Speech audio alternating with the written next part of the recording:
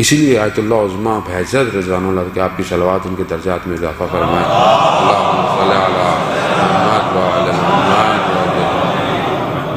ان کے بارے میں کہ وہ چھوٹے سے ہوا کرتے تھے جب 7-8 سال ایسے، تو وہ کہیں اپنے گاؤں خمین کے رہنے والے تھے، تو کہیں گئے تو وہاں کہا تھا یہ جو پتھر ہیں سنگریزے ہیں، یہ ہاتھ میں اٹھاؤ تو یہ کھنکتے ہیں، اس کھنکتے وقت اگر جو دعا مانگی جائے نا تو وہ قبول ہو جاتی ہے. یہ ان کی کتاب میں لکھا ہوا. تو کہتے ہیں کہ جب میں چھوٹا سا تھا تو میں گیا، تو جب میں نے وہ پتھر اٹھایا تو پتھر ہلا، تو میں نے جو اس وقت دعا مانگی زیارت امام حسین مانگی تھی.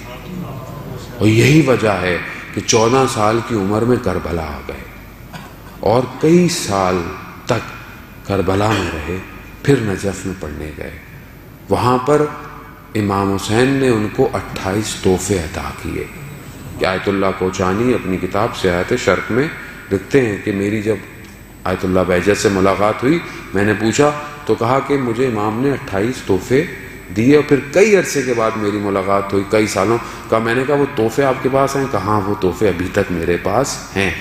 2 تحفوں کا انہوں نے صرف ذکر کیا کہ وہ دنیا میں کسی کی بھی آواز سن سکتے تھے، کوئی بھی انہیں مخاطب کرتا کہیں سے بھی سن سکتے تھے، اور جس طرح وہ سامنے سے دیکھتے تھے اس طرح انہیں ہر طرف سے نظر آتا تھا.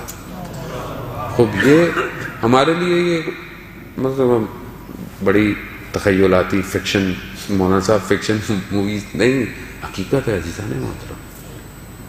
امام حسین کو پروردگار نے سب کچھ دیا ہے، یہ اب ہمارے اوپر ہے کہ ہم امام سے کیا لے کر آئیں. ایک شہید، اس کی زندگی کے حال میں لکھا جاتا ہے کہ جب وہ اپنی ماں کے پیٹ میں تھا تو زیارت پہ والدہ گئی، سڑک اور ٹریولنگ صحیح نہیں تھی تو بیمار ہو گئی. جب وہاں پہنچی تو تکلیف بڑھ گئی، حرم نہیں جا پائیں. ڈاکٹر کو دکھایا، ڈاکٹر نے بولا کہ بچہ جو ہے وہ ساکت ہو چکا ہے، آپ کو آپریٹ کرانا پڑے گا. انہوں نے کہا نہیں، میں دوائی بھی نہیں لی، کچھ نہیں لیا. گریہ کرنے لگ گئی. گریہ کرتے کرتے کہا کہ مجھے پہلے ایک دفعہ زیارت کرا لو، کچھ بھی ہو جائے. وہاں جا کر بولا کہ مولا میں تو اپنے بچے کی سلامتی لینے آئی تھی، آپ نے مجھ سے بچہ لے لیا.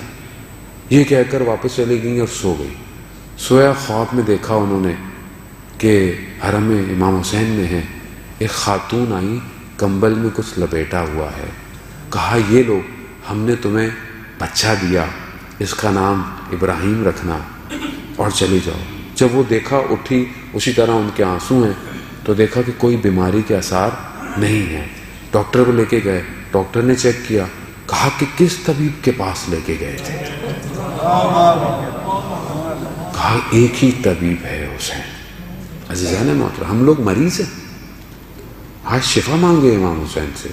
ہمارے نفس مریض ہیں، ہماری روحیں مریض ہیں، ہماری فکریں مریض ہیں. میں اپنے آپ سے کہہ رہا ہوں، یعنی اگر اس مرض میں یہ حسین نہ ہوتا کچھ نہیں ہوتا.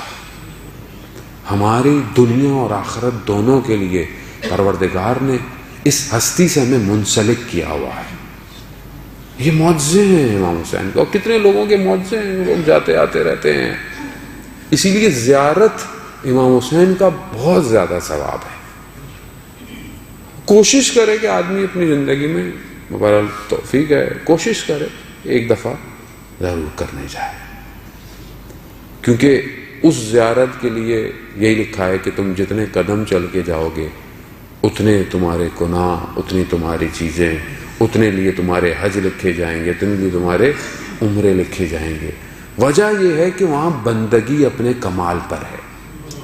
یعنی سمجھنا یہ ہے کہ بھئی میں کیوں جا رہا ہوں. میں انسان، آپ دیکھیں نا، ابھی آپ کہیں جاتے ہیں چھوٹی سی جگہ پہ، کیوں جا رہے ہیں؟ یہاں آئے کیوں آئے ہیں؟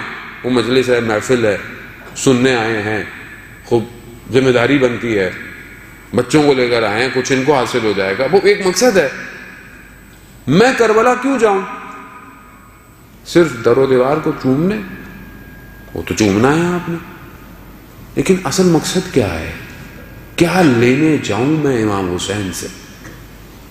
وہ جو قبہ ہے، جو زری جس کے اوپر بنا ہوا ہے، اس کے نیچے دعا مستجاب ہے.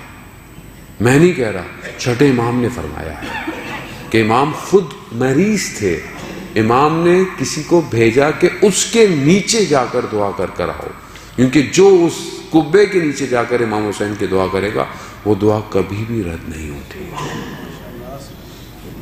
محترم، لیکن دعا کریں کیا؟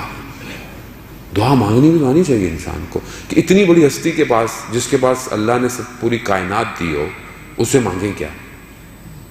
یعنی آپ بچے کو لے جائیں دکان پہ اور بڑی سی دکان ہو، بولے بیٹا جو بھی جائے لے لو، تو بچہ کس طرح لیتا ہے؟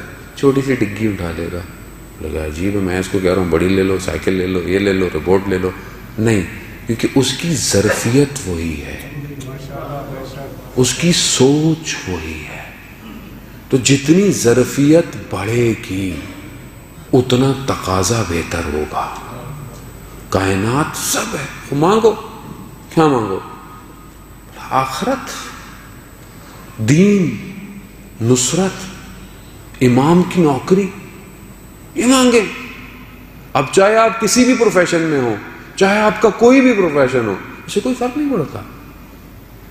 آپ چاہے سائنس ہیں، ڈاکٹر ہیں، دکاندار ہیں، کچھ بھی ہیں، ہر شخص نے اپنے حساب سے آگے بڑھنا ہے۔ عزیزان محترم، آج یہی پیغام ہے۔